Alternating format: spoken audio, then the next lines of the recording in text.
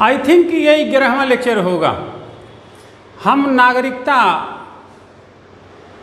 का chapter discuss कर रहे हैं, चैप्टर नंबर 3। इसके पहले हम आपको बता चुके हैं चैप्टर नंबर 2 में भारत को राज्यों का संघ होना, और चैप्टर नंबर 1 में जो है हम आपसे डिस्कस कर चुके हैं भारतीय संविधान के कुछ मौलिक संदर्भ और पक्षों की। तो आज का टॉपिक है जनसंख्या संशोधन विधेयक 2019, विश्लेषणात्मक पहलू और निष्कर्ष। आखिर कौन सी ज़रूरत है सीए की, या वाकई इसकी ज़रूरत है एनपीआर की, क्या ज़रूरत पड़ गई एनआरसी, और फिर ये मुद्दे इतने मुखालफत वाले या इतने तनाव वाले जहां आंदोलन तक की ज़रूरत पड़ी, ऐसा क्यों हुआ? सुधीजन की एक सोच है कि संदर्भ या विषय तर्कसंगत हो,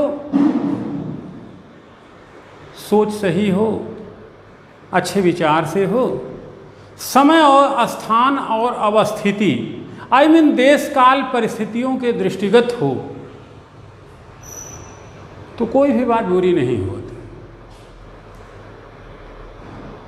किंतु यदि ऐसा न हो तो कभी कभी अच्छी बात भी सही नहीं होती। इस मुद्दे को कौन चाहेगा कि देश में घुसपैठी आए? कौन चाहेगा कि देश में आतंकवादी आए? कौन चाहेगा कि देश की आंतरिक व्यवस्था छिन्न भिन्न हो? कौन कहेगा कि देश के सामाजिक ताने बाने में किसी भी प्रकार की कमी आए? कौन कहेगा कि भारत अक्षुण्ण और अखंड न रहे? कौन कहेगा कि देश समृद्धि और विकास के पथ पर आगे न बढ़े, समावेशी विकास की अवधारणा को बल न मिले और भारत गणराज्य अक्षुण्ण न बना रहे? दिक्कतें जो कहीं और छिपी होती हैं, अहमन्यता में, अपनी चलाने में, अपने तरीके से करने को, लोकतांत्रिक अवधारणा को न मानने में, उचित विचार विमर्श न करने में, संस्थाओं को उचित सम्मान न देने में। वस्तुतः इस समस्या का जो उल्टा पुल्टा हुआ है इसी कारण से हुआ है। एनआरसी जैसा मुद्दा जो नागरिकता से जुड़ा हुआ मुद्दा है, इस पे हमारी सरकार कभी हाँ कभी ना की भूमिका में होती है। यद्यपि आपका सीए बिल पास हो चुका है, तो राष्ट्रीय नागरिकता रजिस्टर पर सरकार के रुख जो रहे हैं, गृह मंत्री अमित शाह कहते हैं कि पहले हम नागरिकता संशोधन विधेयक बिल पास करेंगे जो पास हो चुका है, और आश्वस्त करेंगे कि पड़ोसी देशों के शरणार्थियों को नागरिकता मिल जाए। इसके बाद हम एनआरसी लाएंगे और हम हर घुसपैठियों की पहचान करके उन्हें देश की सीमाओं के बाहर कर दें। थोड़े दबाव बनते बुनते देख करके प्रधानमंत्री जी दूसरी बात कहते हैं। प्रधानमंत्री जी ने कहा कि मैं 130 करोड़ भारतवासियों को आश्वस्त करना चाहता हूं कि 2014 में जब से मेरी सरकार आई है तब से आज तक एनआरसी पर कहीं चर्चा नहीं हुई। असम में जो हुआ वो माननीय सर्वोच्च न्यायपीठ के निर्देश पर हुआ, उसमें मेरी कोई भूमिका नहीं है। अब तो दो बातें हो गई। सवाल है कि नागरिकता साबित कैसे होगी? विडंबना है कि आज की डेट में कोई भी ऐसा दस्तावेज नहीं है जिस पे कोई नागरिक मुकम्मल रूप में यह कह सके कि वह भारत का नागरिक है। भारतीय नागरिकों के लिए पासपोर्ट और मतदाता पहचान पत्र हो सकता है, लेकिन सरकार इसका भी सत्यापन कर सकती है। यानी कि यहाँ पे भी सही और गलत का पहलू है पासपोर्ट और वोटर आईडी पर।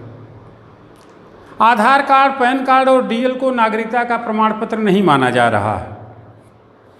यह भी एक वजह है कि सरकार राष्ट्रीय नागरिक रजिस्टर के आधार पर राष्ट्रीय पहचान पत्र लागू करने की बात सोच रही है। अच्छी बातें हैं। अब आप देखो किस कानून को थोड़ा सा विश्लेषणात्मक पहलू के धरातल पर, फिर आप देखें कि क्या यह कानून भेदभावपूर्ण है या क्या वाकई इसकी ज़रूरत है। यहाँ पे कोई राजनीतिक संदर्भ जुड़े हुए हैं यदि ऐसा है तो एनआरसी की क्या ज़रूरत है, एनआरसी क्यों, और इसके बाद आप और पहलू देखेंगे कि असम में एनआरसी का संदर्भ है, एनआरसी क्या सीएए से जुड़ा हुआ है, और सबके बाद एनपीआर नेशनल पॉपुलेशन रजिस्टर, फिर एनपीआर बनाम जनगणना, इन सब के विश्लेषणात्मक पहलू हम देखते हैं। आए हम इंडिया टुडे में छपी हुई एक कहानी का जिक्र करते हैं। 27 नवंबर 2019 की बात थी।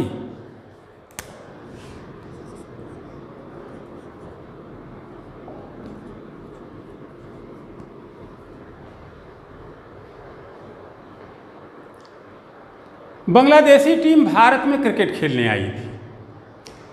तो क्रिकेट के टेस्ट खिलाड़ी बांग्लादेश के सैफ हसन खेल करके बांग्लादेश जाने के लिए कोलकाता एयरपोर्ट पर बैठे हुए थे।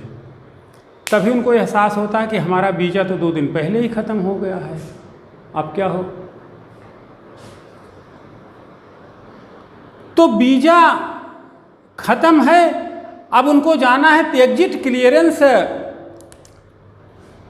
हासिल करने के लिए, निकासी प्रपत्र प्राप्त करने के लिए, यानी कि बांग्लादेश जा सकें, ढाका जा सकें, उनको 21,600 रुपये का जुर्माना भरना पड़ा। अब वहीं अगर सैफ हसन मुसलमान न होते, बल्कि बांग्लादेश, पाकिस्तान, अफगानिस्तान के वे हिंदू होते जो शरणार्थी या प्रवासी होते, शर्त है कि वे जैन होते, सिख होते, पारसी होते, हिंदू होते, ईसाई होते, तो उनके लिए यह रूल फार्मूला न लागू होता, यानी कि उन्हें 21,600 को जुर्माना न भरना पड़ता, बल्कि उन्हें जुर्माने के रूप में 100 रुपये देना पड़ता। अब यही पेच फंसा है, यही पचड़ा है, यही मूलभूत मुद्दा है कि मुसलमानों को इतना और इनको इतना क्यों। तो वस्तुतः सरकार के पास इसका कोई सुसंगत स्पष्टीकरण तो नहीं है, लेकिन केंद्र सरकार ने जनवरी 2019 में आधिकारिक तौर पर पाकिस्तान, अफ़गानिस्तान, बांग्लादेश के अल्पसंख्यक हिंदू, सिख, बौद्ध, ईसाई, जैन और पारसी लोगों के लिए अनुमति से ज़्यादा अवधि तक भारत में ठहरने के लिए रुकने के एवज में जुर्माने की रकम में भारी कटौती की घोषणा की, जो यह है। नियमों में यह अजीब फेरबदल 3 मुसलमान बहुल देशों के अल्पसंख्यकों को भारत आने का परोक्ष प्रोत्साहन है कि भारत के, बांग्लादेश के, पाकिस्तान के यदि अल्पसंख्यक जो हिंदू हो सकते हैं, सिख हो सकते हैं, पारसी हो सकते हैं, जैन हो सकते हैं, ईसाई हो सकते हैं, ये आ सकते हैं, कुछ ज़्यादा देर ठहर सकते हैं, लेकिन इनको जुर्माना कम भरना पड़ेगा। लेकिन अगर वो मुसलमान होंगे तो जुर्माना ज़्यादा भरना पड़ेगा। यही मूल मुद्दा है। तो यह एक तरीके के इन अल्पसंख्यकों को भारत में अपरोक्ष तौर पर आने का प्रोत्साहन तो है ही, और सीएए 2019 की पूर्व पीठिका भी, यानी कि ये आ रहे हैं और हम नागरिकता संशोधन विधेयक भी ला रहे हैं, आप आश्वस्त रहें। तो अपने मालूमात, अपनी जानकारी, अपने से जुड़े हुए लोगों को हम अपने से और ज़्यादा जोड़ने जा रहे हैं। कुल मिला जुला करके नागरिकता को नए तरीके से डिफाइन करने का सरकारी प्रयास है। अब प्रश्न ये है कि भारत का संविधान तो निरपेक्ष है, हम बहुलवादी देश में रहते हैं, तो एक बहुलवादी देश, निरपेक्ष संविधान वाला देश, जहां अनुच्छेद 14 महत्वपूर्ण है कि धर्म के आधार पर किसी भी दो व्यक्तियों पर कोई भेद नहीं किया जाएगा, चाहे वो स्वदेशी हो या विदेशी। तो ऐसे देश के लिए क्या यह विवादास्पद कानून संविधान की मूल अवधारणा तथा अनुच्छेद 14 के विरोध में तो नहीं है? इसी बात को लेकर के इस समय विरोध जारी है। बुद्धिजीवी संगठन और कई संस्थाएं मुंह उठाए खड़ी हुई हैं, 65 याचिकाएं दायर हो चुकी हैं। तो ये सब बातें और संदर्भ यहाँ के हैं और यही विवाद का मुद्दा है, जहाँ पे माना यह जा रहा है कि कहीं मुसलमानों को नागरिकता के नाम पे परेशान तो नहीं किया जाएगा। तो भारत जैसा देश जहाँ पे बहुलवाद है, सभी धर्मों का आदर है, किसी धर्म विशेष के लिए अगर ऐसी व्यवस्था की जाती है या नागरिकता के स्पष्टीकरण या नागरिकता के दस्तावेज न जुटा पाने के कारण किसी धर्म विशेष के लोगों को परेशान किया जाता है, तो यह हैरतअंगेज ढंग से भारत के संविधान की मूल भावना के विरुद्ध है, अनुच्छेद 14 के विरुद्ध है। तो विरोध की बात यहीं से पनपती है।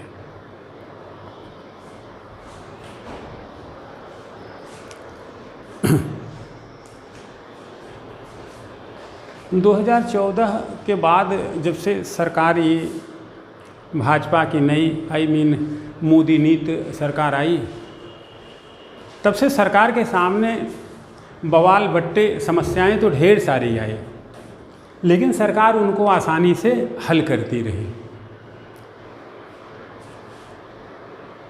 तलाक को अपराध घोषित करना, सर्जिकल स्ट्राइक जैसे मुद्दे को पार पाना, 370 को हटाना, 35A को अपने पक्ष में करना, तो ये सब सारी घटनाएं बातें ऐसी रहीं कि सरकार का कुछ खास विरोध नहीं हुआ। लगता है सरकार इसी से अत्युत्साहित होकर के कुछ और करने का मन बना बैठी, वो बर्र के छत्ते में हाथ डालने से भी गुरेज नहीं की। तो इस विवादास्पद कानून ने अभी तक खासतौर पर मुस्लिम संगठनों या बौद्धिक संवर के लोगों को जो अभी तक चुप बैठे थे उनको बोलने का मौका दे दिया। लोग आंदोलन की राह पे उठ खड़े हुए, विद्यार्थी और ऐसे संगठन आंदोलन की राह पे, यहाँ पे शाहीन बाग का आंदोलन, बुद्धिजीवियों का समर्थन तो आपके दिलो दिमाग में ताज़ा ही होगा। इस तरीके से आंदोलन शुरू हुए CAA के विरोध में। यद्यपि CAA पारित हो चुका था 13 दिसंबर 2019 को। घटनाएं जनवरी फरवरी 2020 में घटी। सरकार नतमस्तक सी दिखी, परेशान सी दिखी। दीगर बात है कि इसी समय कोरोना जैसी महामारी आ गई और मामले का थोड़ा सा पटाक्षेप हो गया, या आग की चिंगारी राख के नीचे थोड़ी दब गई या दब गई है, लेकिन मामला समाप्त हो गया है, ऐसा आप न सोचें।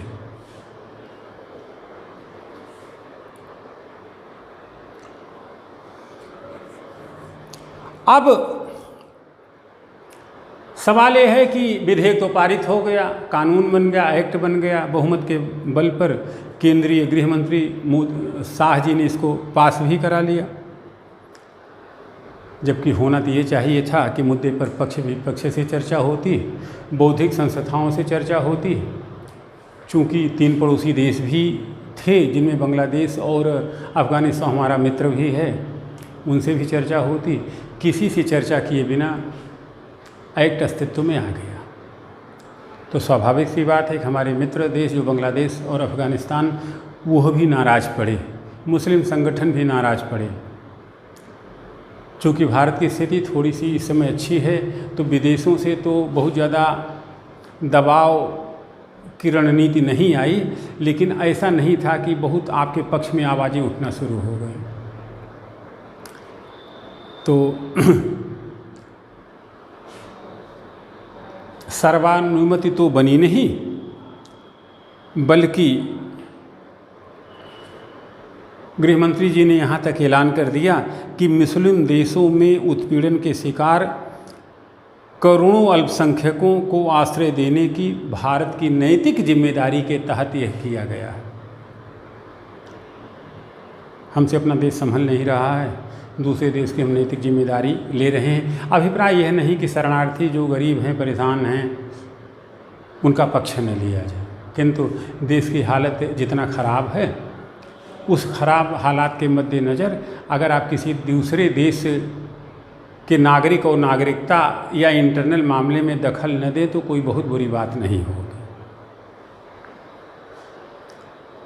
आगे गृह मंत्री के एक और उत्तेजक बयान ने गलत माहौल बनाया कि पहले हम सीए लाएंगे फिर एनआरसी। जब ये आ जाएगा, जो आ चुका है, तब हम एनआरसी लाएंगे। राष्ट्रीय जनसंख्या रजिस्टर जो एनपीआर नेशनल पॉपुलेशन रजिस्टर के द्वारा बनाया जाएगा, इसकी चर्चा हम आगे बताएंगे। यानी कि एनआरसी भी आएगी।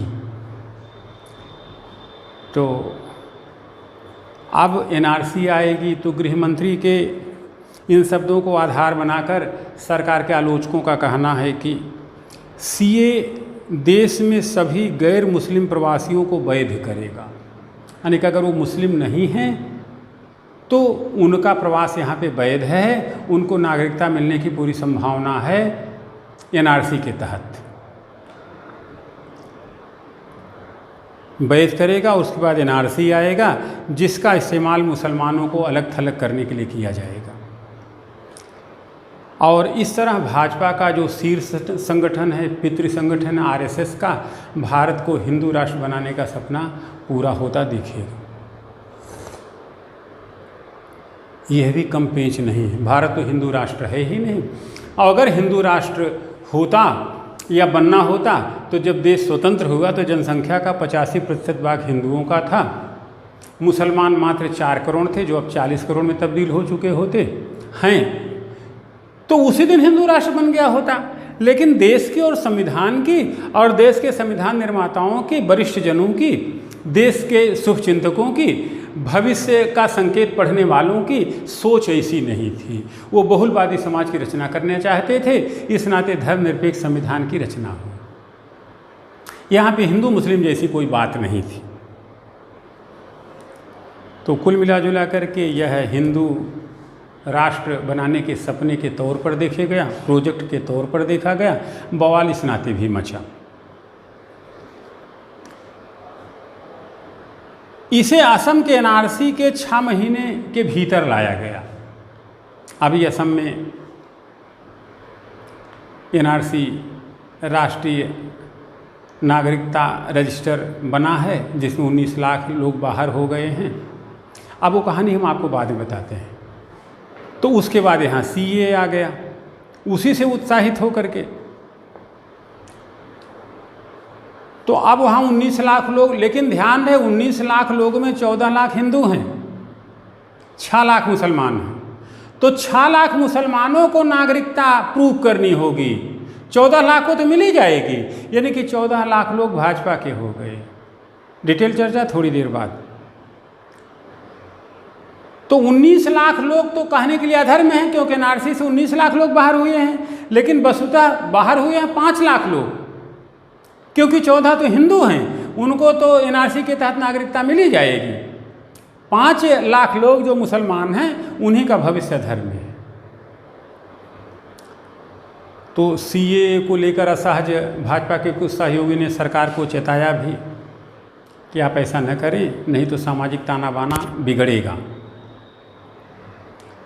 राजनीतिक रूप से सबसे महत्वपूर्ण राज्य जहां भाजपा की सरकार है, आई मीन उत्तर प्रदेश में, इसको लेकर के काफ़ी आंदोलन हुए, प्रदर्शन हुए। सरकार ने उनको रोकने की कोशिश की, जिसमें 21 जानें भी गईं। नतीजा हुआ कि देर सवेर प्रधानमंत्री जी को एनआरसी से दूरी बनानी पड़ी।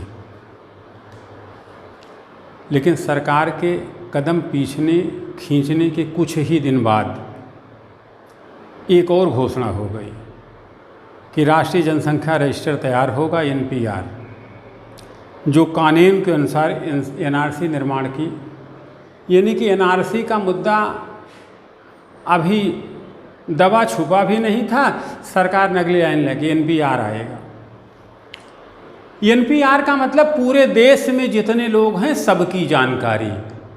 एनआरसी का मतलब वह है इसमें जो लोग अपनी स्थिति अवस्थिति स्पष्ट कर पाएंगे उनकी जानकारी। यानी कि एनपीआर के सारे लोगों को नागरिकता मिले यह जरूरी नहीं है। तो पहले हम एनपीआर लाएंगे, कानून बनी चुका है, उसमें जो लोग हमारी क्राइटेरिया में आएंगे उनको हम नागरिकता देंगे, और जो हमारी क्राइटेरिया में नहीं आएंगे उनको हम नागरिकता नहीं देंगे, उन्हें हम देश से बाहर कर देंगे। ये अमित शाह जी ने कहा भी है। अगर असम के ही मुद्दे को थोड़ा संदर्भ बनाएं तो 19 लाख लोगों में चूंकि 14 लाख लोग हिंदू हैं तो 14 लाख लोगों को तो नागरिकता मिल जाएगी, लेकिन 5 लाख लोगों को नागरिकता मिलेगी यह संदिग्ध है। तो इस तरीके से जब एनपीआर की बात भी आ गई तो प्रश्न यह उठा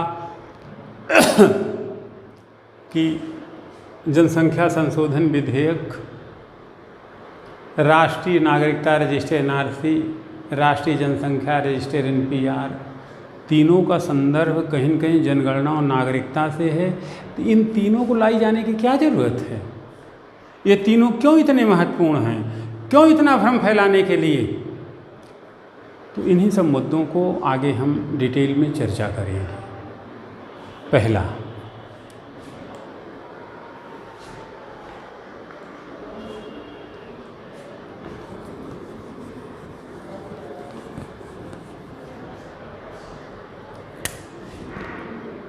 क्या सीएए सिटीजनशिप अमेंडमेंट एक्ट 2019 भेदभावपूर्ण कानून है?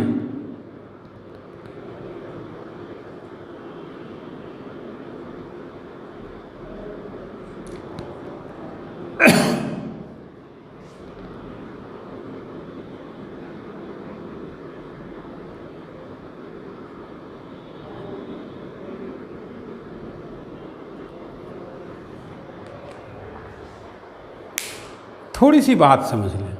अब ये अनुच्छेद 14 वगैरह पे तर्कसंगत वर्गीकरण वगैरह पे न जाएं। सरकार कहती है कि अफ़गानिस्तान, पाकिस्तान, बांग्लादेश के वे शरणार्थी या प्रवासी जो भारत में आए हैं उनको हम नागरिकता देंगे, क्योंकि वो अपने देश में सताए गए हैं, उत्पीड़ित हैं। उनके पूजा पाठ की विधि पर, पूजा अर्चना पर कठोर नियंत्रण है। वे सुखी, समृद्ध और गरिमापूर्ण जीवन नहीं जी पा रहे हैं। इस नाते हम इन लोगों को अपने यहाँ नागरिकता देंगे, क्योंकि ये उत्पीड़ित लोग हैं। प्रथम दृष्टया तो बात सही लगती है। मूल मानवाधिकार की अवधारणा तो यही कहती है कि यदि कोई प्रपीड़ित है, परेशान है, परेशान किया गया है, हम तू वसुधैव कुटुंबकम की अवधारणा वाले हैं, तो अच्छी बात है, कोई बुराई नहीं है। लेकिन जेहन में 2-3 बातें रखी। पब्लिक सब जानती है, पहला पॉइंट। दूसरा पॉइंट, ऊपर वाला सब देख रहा है। तीसरा पॉइंट, ये सब निबंध काम करेंगे। हमारे बड़े निकष्ट कोलीग जो संस्था के निदेशक भी हैं, डॉक्टर सीवी सिंह, कभी कभी कहते हैं कि राजनीति में जो कहा जाता है उसका बहुत मतलब नहीं होता है, जो सुना जाता है उसका मतलब होता है। I mean, आप क्या कर रहे हो, आपके उद्देश्य और संदर्भ कितने पुनीत हैं, यह मुद्दा नहीं है। लोग किस इकबाल और विश्वास के साथ आपकी बात सुन रहे हैं, यह महत्व है। माननीय सूचना एवं प्रसारण मंत्री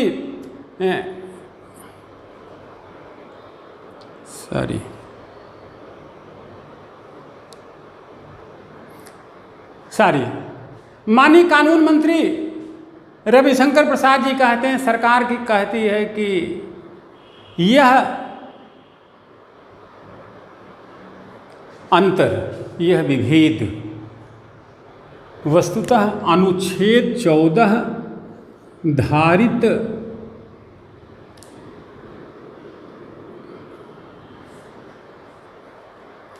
तर्क संगत वर्गीकरण पर आधारित है। तर्क संगत वर्गीकरण के अनुकूल है। ये चीज हम आपको थोड़ा बता चुके हैं। अनुच्छेद 14 की भाषा क्या कहती है? राज्य अपने नागरिकों को विधि के समक्ष समता और विधियों के समान संरक्षण से वंचित नहीं करेगा। विधि नहीं, विधियां, यानी कई विधियां बन सकती हैं। यानी कि भारत का संविधान भारत के राज्य से तर्क संगत प्रयोजनों के लिए अपने नागरिकों में विधायी वर्गीकरण के अधिकार को छीनता नहीं है। राज्य चाहे तो अपने नागरिकों को वर्गीकृत कर सकते हैं। अगर वर्गीकरण तर्क संगतता के आधार पर है तो अनुच्छेद 14 उसके पक्ष में है। किंतु यह हो तब अनवर अली विवाद बनाम पश्चिम बंगाल सरकार में तत्कालीन न्यायाधीश पतंजलि शास्त्री कहते हैं कि यह वर्गीकरण दो उद्देश्यों को पूरा होना हुआ दिखे। पहली, विभिन्नता वैशिष्टता प्राप्त बुद्धिमत्ता पर आधारित हो। भिन्नता विशिष्टता प्राप्त बौद्धिकता पर आधारित हो। नंबर 2, जिस उद्देश्य के लिए वर्गीकरण किया गया हो उस उद्देश्य के साथ वर्गीकरण तर्कसंगत दिखे। यानी कि बौद्धिक भिन्नता हो, विशिष्ट बौद्धिकता हो और तर्कसंगतता हो, तब वर्गीकरण मान्य होगा। अनुच्छेद 14 कहता है कि लेन देन के लिए, व्यापार विनिमय के लिए, खास लक्ष्यों के लिए सरकार तर्कसंगत वर्गीकरण कर सकती है। सरकार यही कह रही है कि वस्तुतः यह जो वर्गीकरण हमने किया है अल्पसंख्यकों का, इन मुस्लिम बहुल देशों का, यह वर्गीकरण तर्कसंगतता पर है, इस नाते अनुच्छेद 14 के अधीन है। लेकिन असल सवाल तो यही है,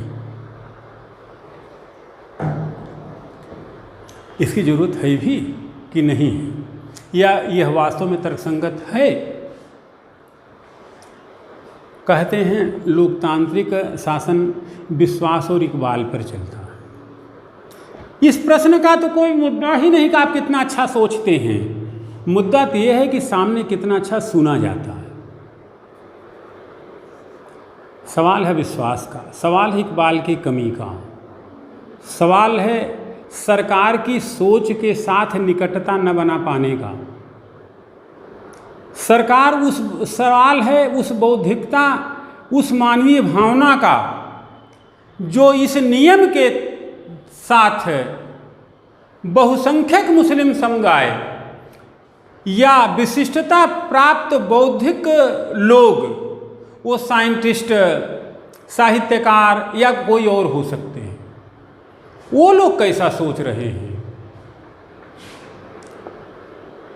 उनकी संख्या भी कम नहीं है। 40 करोड़ का मुसलमान अगर अविश्वास में है और हम कहते हैं कुल 50 लाख बौद्धजीवी निरपेक्ष लोग कानून को लेकर के भारत की बहुलता, विविधता,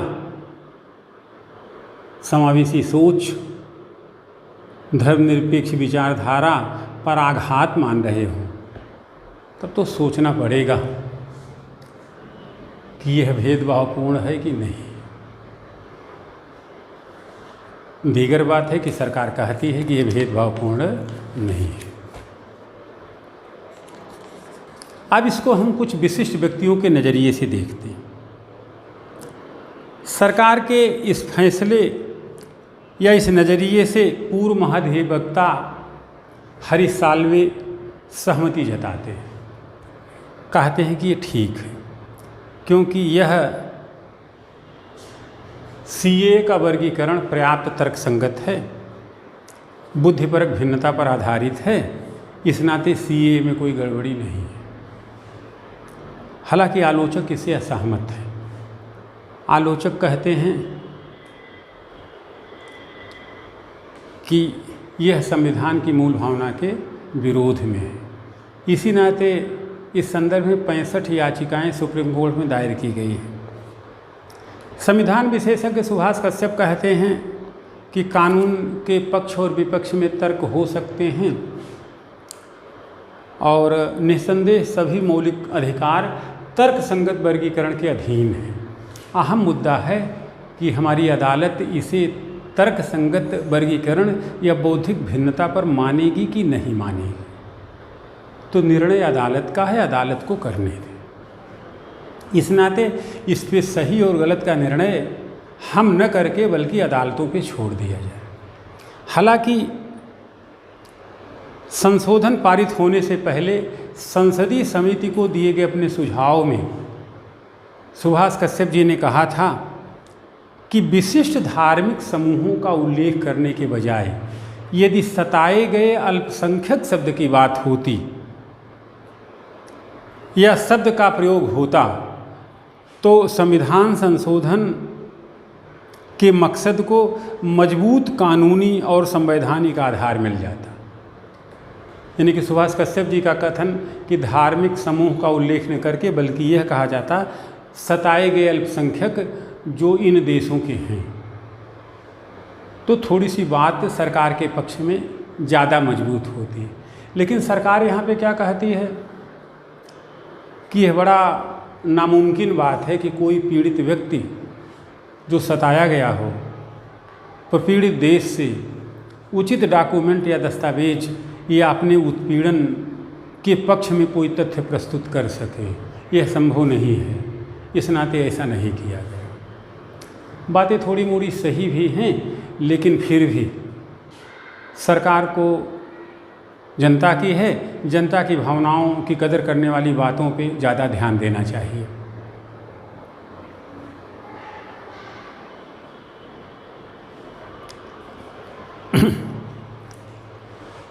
लेकिन आलोचक देश के लिए बढ़ती सुरक्षा के जोखिमों की ओर इशारा करते हैं। पंजाब के मुख्यमंत्री कैप्टन अमरिंदर सिंह कहते हैं, मैं इस बात से गंभीर रूप से चिंतित हूं कि सीएए का घुसपैठिए दुरुपयोग करेंगे। खासकर पंजाब जैसे सीमावर्ती राज्यों में यह राष्ट्रीय सुरक्षा के लिए एक संभावित खतरा है। देश की विदेशी जासूस agency research and analysis wing IMENRA ने भी इसको लेकर सरकार को आगाह किया। पूर्वोत्तर में लोग सीएए के विरोध में इसलिए हैं क्योंकि वो यहाँ तक मानते हैं कि अगर किसी भी धर्म के लोग उस 7 सिस्टर्स वाले इलाके में पहुँचेंगे तो उनकी धर्म, नीति, संस्कृति, नस्ल में काफ़ी बदलाव आएगा। इस नाते वो किसी भी धर्म के लोगों को वहाँ स्वीकार करने के पक्ष में नहीं हैं। ऐसा हक उन्हें मिला भी है। India moving a history of migration एक पुस्तक है, इंडिया मूविंग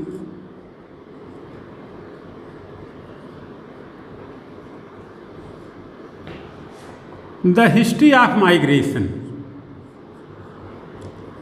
द हिस्ट्री, ये सब किताबें और नाम याद रखिएगा। हिस्ट्री ऑफ माइग्रेशन के लेखक चिन्मय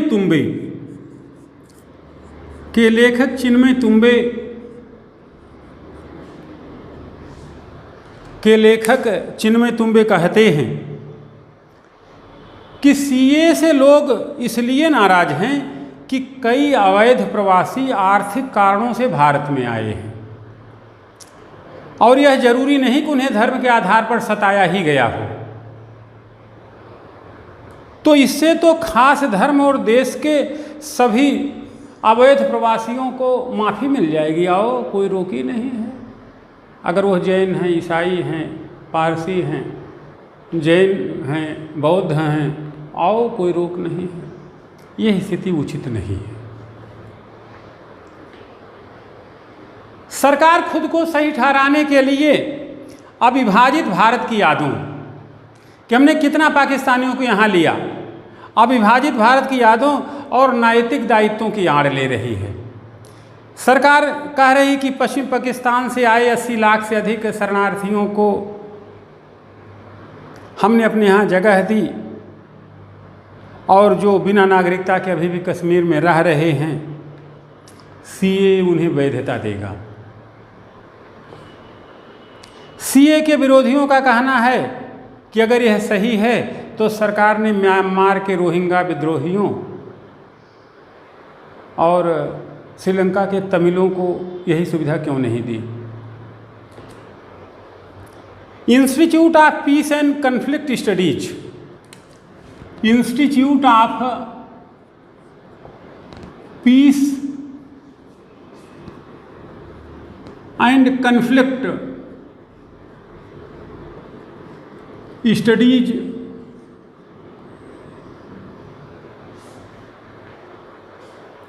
की निदेशक रूही नियोगी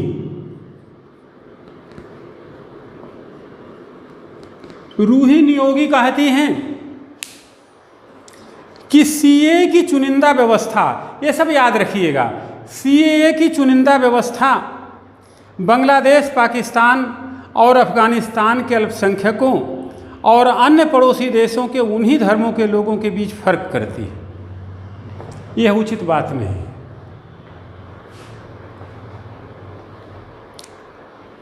वेस्टमिंस्टर विद्यालय के school of social sciences, Westminster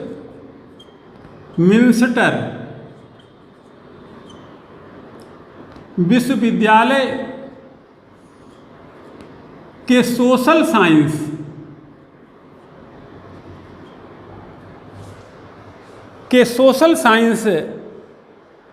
के प्रमुख और अंतर्राष्ट्रीय संबंधों के विशेषज्ञ दिव्येश आनंद कहते हैं, प्रोफेसर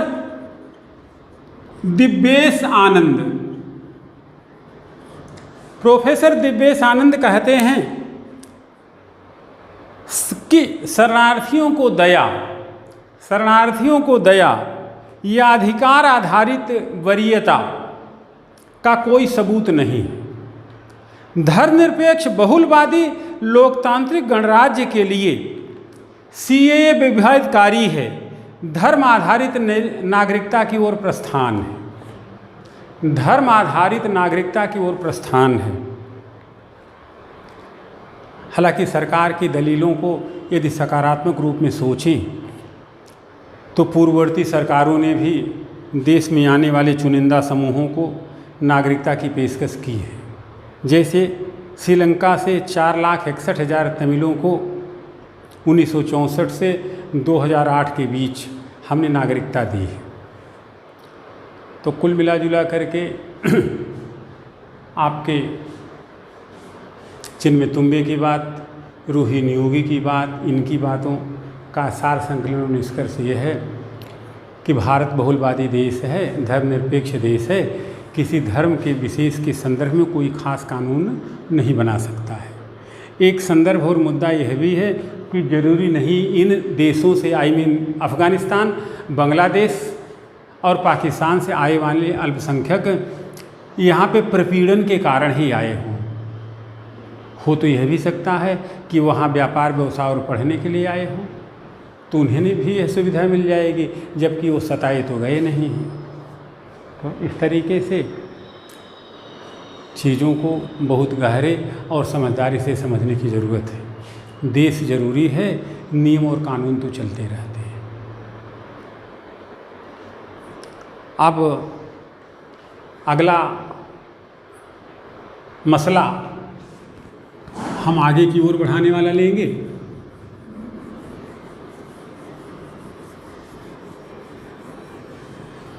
तो क्या वाकई सीए की ज़रूरत है?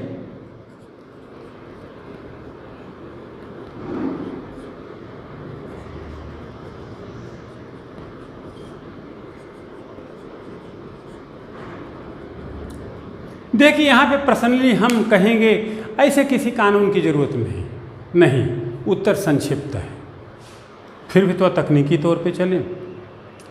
शरणार्थी और प्रवासन जैसे विषयों के समझ रखने वाले विशेषज्ञों का दावा है कि ज़रूरत एनआरसी की नहीं है, बल्कि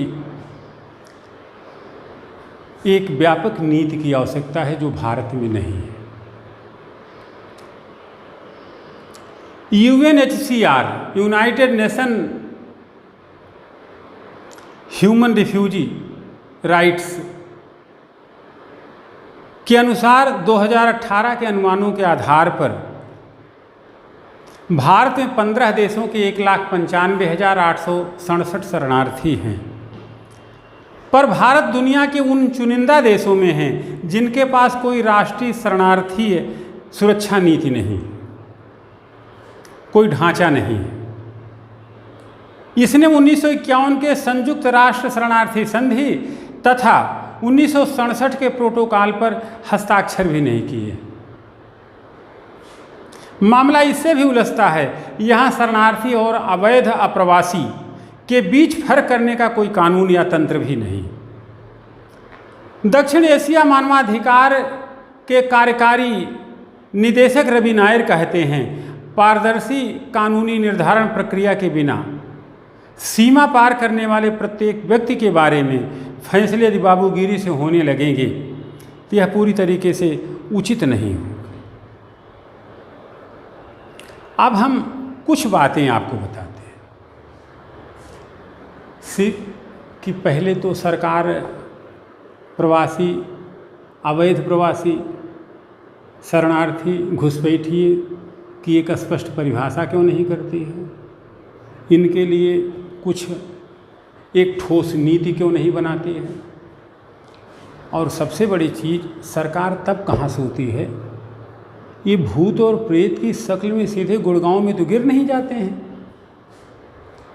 ये गाजियाबाद भी नहीं चले जाते हैं, ये सीमा की बाड़ों को क्रॉस करके धीरे धीरे दबते छुपते पुलिस की मिली भगत से मिलते जुलते हावड़ा स्टेशन पे पहुंचते होंगे। पता नहीं टिकट खरीदते हैं कि नहीं खरीदते, क्योंकि पता नहीं कहाँ उतर जाएं। तो बाड़ों के नीचे से निकलते हुए ये लोग जहाँ 1-1 किलोमीटर की दूरी पे हमारा बीएसएफ का सिपाही बैठा हुआ है, आसे बीएसएफ के सिपाही की आलोचना करना नहीं, बल्कि औचित्यपरक स्थिति से अवगत कराना है कि आखिर वो कैसे निकल आता है। अब मान लो 1-2 बार घुसपैठिए निकल गए, कभी तो नज़र में आएंगे, तो हमारी सीमा सुरक्षा बल वहाँ पे क्या कर रही है? और आने के बाद वो कहीं रुकते होंगे, पानी पीते होंगे, मिलते जुलते होंगे, फिर एक प्रक्रिया में विभिन्न दिशा और दिशाओं से होते हुए प्रत्येक थाने के मुखबिर होते हैं, कैसे वो दिल्ली पहुंचाते हैं? अगर सरकार इस पर कोई ठोस रणनीति नहीं बनाती है तो ये घुसपैठियों और प्रवासियों का मुद्दा, शरणार्थियों का मुद्दा कभी सॉल्व नहीं होगा। तो अंतर्राष्ट्रीय संबंधों, शरणार्थी समस्याओं की गहरी समझ रखने वाले लोगों का विचार है कि सरकार ऐसी कोई ठोस रणनीति बनाए, घुसपैठियों के संदर्भ में, प्रवासियों के संदर्भ में, अप्रवासियों के संदर्भ में उसे जो है कठोर तरीके से पालन करे, शरणार्थी और घुसपैठियों में अंतर किया जाए, एक निश्चित कानूनी प्रक्रिया और ठोस ढांचे के तहत इस समस्या को निपटाया जाए, अन्यथा कोई इसका विकल्प बनने वाला नहीं है। जैसे आज तक होता रहा है कि हिंदू आएंगे तो दिल्ली में ठहर जाएंगे, मुस्लिम आएंगे तो कश्मीर में ठहर जाएंगे, रोहिंग्या शरणार्थी आएंगे तो कुछ बांग्लादेश, कुछ असम रुक जाएंगे, कुछ हावड़ा दिल्ली पकड़ करके गुड़गांव में चले जाएंगे। तिब्बती आपके, जिनको आपने काफ़ी सुविधाएं दे दी हैं, वो नागरिकता भी ले सकते हैं, पैन कार्ड भी बनवा सकते हैं, व्यापार व्यवहार भी कर सकते हैं। चूँकि सीधे स्वभाव के अपनी सीमा में रहते हैं, इसलिए तो उनसे कोई समस्या नहीं है। तो आप यह देखेंगे कि हिंदू सिख प्रवासी दिल्ली, राजस्थान और जम्मू कश्मीर में बस जाएंगे। बांग्लादेश से आए लोग पश्चिम बंगाल और असम में बस जाएंगे। नेपाली पूर्वोत्तर की तराई में बसे ही हुए हैं। श्रीलंका से आए तमिल शरणार्थी तमिलनाडु में बस जाएंगे। बौद्ध तिब्बतियों ने धर्मशाला, दिल्ली, उड़ीसा में शरण ले ली है। तो इस प्रकार से देखेंगे तो देश ने शरणार्थियों का स्वागत ही किया है। असल समस्या सीए और मुस्लिम संदर्भ से है, तो एक बेहतर नीति, प्रवासन नीति, शरणार्थी नीति, घुसपैठियों से निपटने की नीति, सशस्त्र बल को सशक्त और ईमानदार और जागरूक बनाने का मसला समस्या को सुलझा सकता है। अगर यदि ऐसा कर दिया जाए तो सीए जैसे कानून की कोई ज़रूरत नहीं, बिना सीए के भी काम चल जाएगा।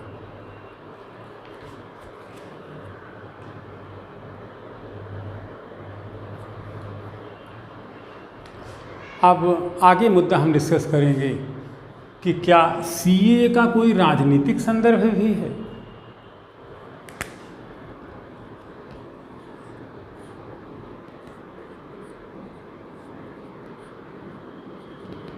सीएए और राजनीति,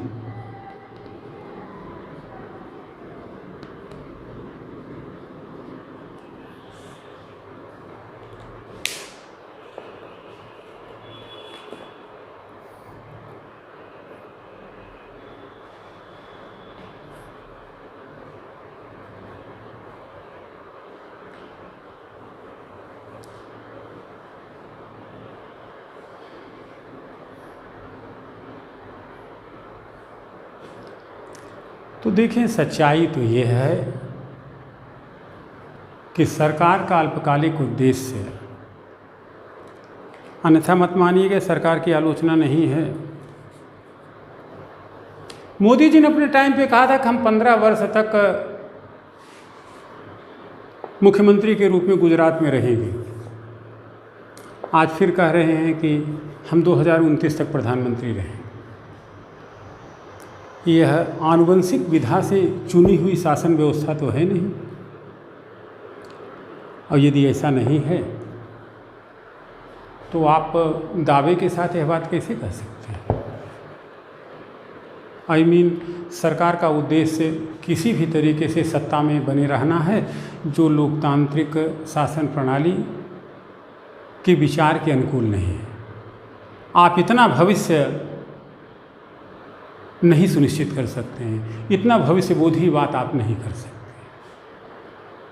क्योंकि जब आप इस मुगालते या इस विचार के साथ रहेंगे कि हम 2019 तक हमको प्रधानमंत्री बने रहना है, लोग चाहे जो सोचें, तो थोड़ी सी गलती की संभावना बढ़ जाती है। सीए के साथ भी ऐसा हो। ज़्यादा डिटेल करने की ज़रूरत नहीं है। अभी असम में चुनाव होना है, पश्चिम बंगाल में 2021 में चुनाव होना है। पश्चिम बंगाल माननीय प्रधानमंत्री जी और गृह मंत्री जी का अंतिम टारगेट है कि वहाँ पर हमारी शासन होना ही चाहिए। तो एनआरसी के नाते असम की एनआरसी 14 लाख अल्पसंख्यक जो हिंदू एवं संबंधित क्लोन के हैं उनका लाभ मिलेगा, और 5 लाख जो मुस्लिम हैं उनको वोट ही नहीं देने मिलेगा। तो इनका फ़ायदा निश्चित तौर पे असम के चुनाव में भाजपा नीति सरकार को मिलेगा। ऐसे जो मतुआ हिंदू समुदाय बांग्लादेश से आया हुआ पश्चिम बंगाल में रह रहा है, वह 70-80 सीटों पर अपना प्रभाव डाल सकता है। लोकसभा चुनाव में उनके नाते 7-8 सीटों का फ़ायदा भाजपा सरकार को हुआ भी, क्योंकि ये लोग के मन में यह भावना घर कर जाएगी कि हमें जो नागरिकता मिली वो भाजपा सरकार के कारण मिली। तो इतना सेंटिमेंटल, भावनात्मक, नैतिक और व्यवहारिक जुड़ा हुआ हर आदमी होता है। तो पश्चिम बंगाल का मतुआ हिंदू समुदाय भाजपा के सरकार, भाजपा दल को अपना वोट देगा, तो 60-70 सीटों का फ़ायदा वहाँ पे हो सकता है। असम में सर्वाधिक मुस्लिम आबादी है 35%, तो जो 19 लाख बाहर किए गए हैं 14 लाख को तो नागरिकता मिल जाएगी सीए के तहत, वो तो भाजपा के वोटर हो जाएंगे। बाकी की नागरिकता ही स्पष्ट नहीं है। और फिर NPR और NRC के तहत बाकी मुसलमानों के साथ कैसा हो, नागरिक रह पाएँ कि न रह पाएँ। तो कुल मिला जुला के इन कानूनों के तहत मुस्लिम वोट बैंक या मुस्लिम वोट में कमी आएगी, जिसका फ़ायदा भाजपा को मिलेगा। और मुस्लिम वोटों पर जो पार्टियों को अपना सत्ता लहलहाती दिखती है या सत्ता अपने आगोश में दिखती है, उन्हें लगेगा कि हम सत्ता से महरूम हो रहे हैं। तो काफ़ी हद तक ये राजनीति से जुड़ा हुआ मसला है, यह उचित स्थिति नहीं है। लोग जान रहे हैं कि इस नीति के धरातल पर, इस CA NPR NRC के धरातल पे भाजपा लाभ लेना चाहती वोट की, और लाभ लेने की प्रवृत्ति का तरीका यदि नैतिक नहीं है तो हमारी लोकतांत्रिक व्यवस्था उसे उचित नहीं ठहराएगी। कुछ धार्मिक संगठन विरोध करे न करे, लेकिन भारत का बुद्धिजीवी समाज कभी इसे माफ़ नहीं करेगा। इस नाते यह बात उचित नहीं ठहराई जा सकती है कि CA को राजनीति से प्रेरित रखा जाए। अब अगली बात यहीं हम छोड़ते हैं। आगे हम आपको NRC क्यों लाई जा रही है, क्या ज़रूरत है, NPR क्या है, जनगणना क्या है, जैसे मुद्दों को चर्चा करते हुए थोड़े में जिस्ट में चीज़ों को समराइज करेंगे, निष्कर्ष बताएंगे, फिर प्री मेंस इंटरव्यू के क्वेश्चन करेंगे। धन्यवाद। कल फिर